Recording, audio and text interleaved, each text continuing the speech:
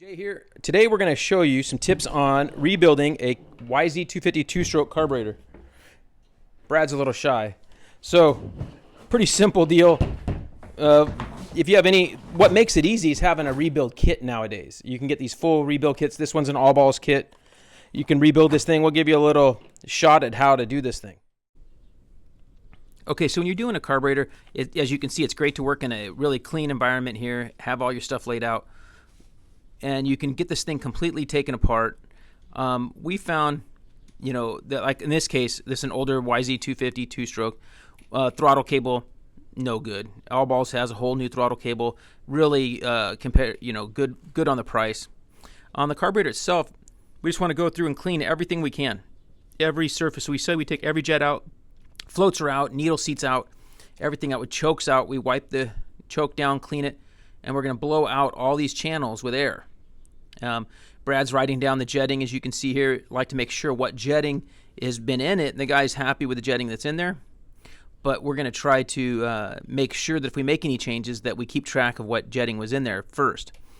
Float level is a common thing that a lot of guys have a problem with, where bike will be leaking and then they'll go tweak the float level. Usually it's not the problem. Usually it's something else. So usually the carb needs a cleaning, or you got a stuck needle seat. It's usually not the float level.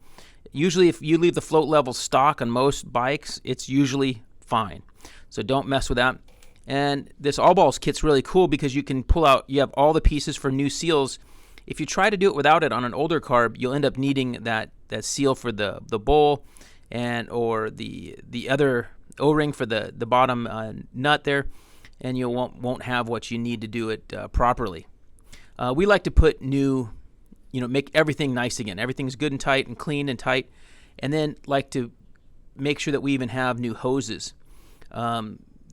Overflow hoses really look nice and can be a nice finish. This other one had like 15 zip ties on it, and they weren't flush cut, so they're cut in your hands.